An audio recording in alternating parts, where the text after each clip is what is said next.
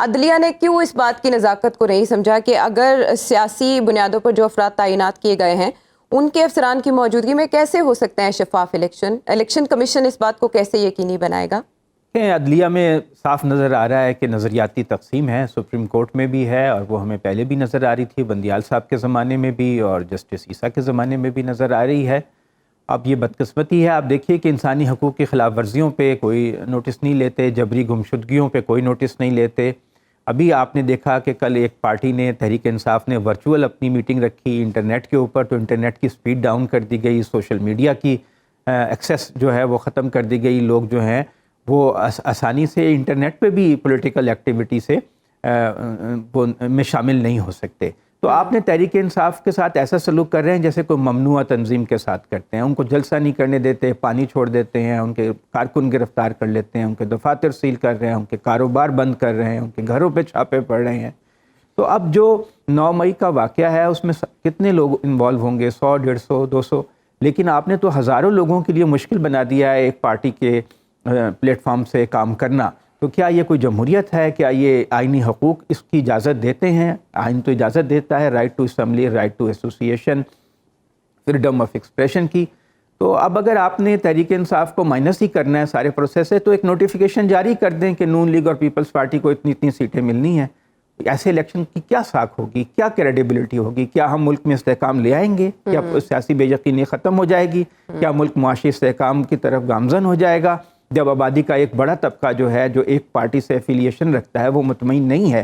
اور سب کو نظر آ رہا ہے کہ جو لاہور کی ڈی سی ہیں ان کے کیا تعلقات ہیں جو اوپر انتظامیہ کے لوگ ہیں، اور کس طرح وہ پی ٹی آئی کے لوگوں کے خلاف مینٹیننس آف پبلک آرڈر کے تحت حکم نامے جاری کرتی رہتی ہیں۔ اور اس طرح پورے پنجاب میں جو اس وقت صورتحال ہے، میں نہیں سمجھتا ہوں کہ یہ ہم فری فیئر الیکشن کی طرف جا رہے ہیں۔ ایک نامینل پرفنکٹری الیکشن ہوگا، برائے نام الیکشن ہوگا، لیکن وہ الیکشن نہیں ہوگا جو بھی ہم اس وقت تک جو ماحول ہے۔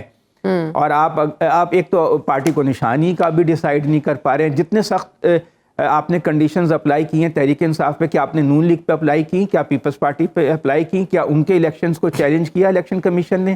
جو توشہ خانہ پہ آپ نے کیس بنایا پارٹی کے ہیڈ کے خلاف، دوسری پارٹیز کے خلاف بنایا آپ نے، کیا اس کی فنڈنگ کے بارے میں آپ نے کھوج کی؟ تو دوسری پارٹیز کے بارے میں کی فنڈنگ کے بارے میں کھوج کی؟ یہ تو واضح طور پہ نظر آ رہا ہے کہ آپ ایک پارٹی کو مائنس کرنا چاہتے ہیں، اس کو بالکل دیوار سے آپ نے لگا دیا ہے۔ اور ایک یعنی کوئی لیول پلینگ فیلڈ تو دور کی بات ہے، ان کو تو آپ پلینگ فیلڈ بھی نہیں دے رہے، یکساں مواقع تو بہت دور کی بات ہے، مواقع بھی چھوٹے موٹے مواقع بھی نہیں دے رہے ہیں۔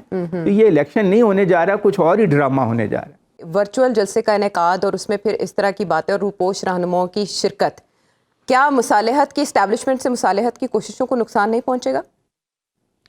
مجھے تو لگتا نہیں کہ کوئی مصالحت کی کوششیں ہیں، پہلے بھی، اور جو تھیں وہ دم توڑ چکی ہیں۔ جو عارف علوی صاحب اور محمد علی درانی صاحب نے کوئی اعجاز الحق، انہوں نے کوئی انیشیٹو لینے کی کوشش کی تھی، وہ بیل جو ہے منڈے نہیں چڑھ سکی۔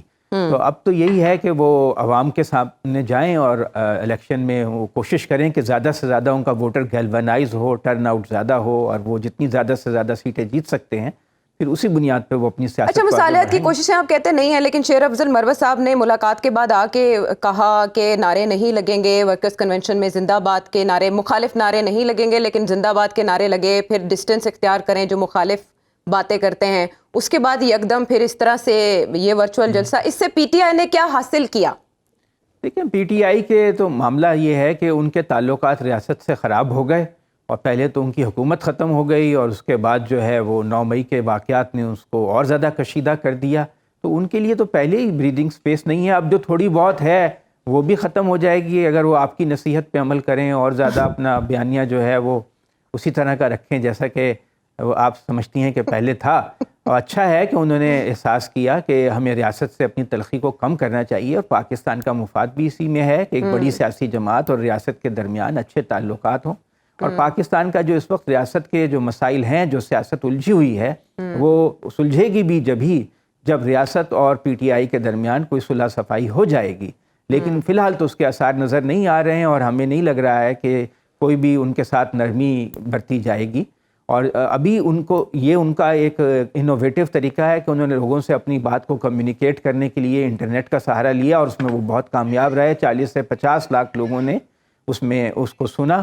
اور یہ تو ایسی بات ہے جو ماڈرن ورلڈ میں اب آپ دیکھ رہے ہیں کہ امریکہ میں اور جگہ بھی لوگ اس کو ڈیجیٹل دنیا کے ذریعے ٹک ٹاک کے ذریعے اور جو سوشل میڈیا پلیٹ فارمز ہیں یوٹیوب ہے ان سب کو اب دیکھیں ان کو بند آپ کر نہیں سکتے. ان سے آپ بند کریں گے لوگوں کا روزگار ختم ہو جائے گا. بہت لوگ آن لائن جابز کرتے ہیں, وہ غیر ملکی کمپنیوں کے لیے کام کرتے ہیں پاکستان سے بیٹھ کے. جب آپ انٹرنیٹ کی سپیڈ ڈاؤن کر دیتے ہیں 4-5 گھنٹے کے لیے تو ان کا روزگار بھی متاثر ہوتا ہے.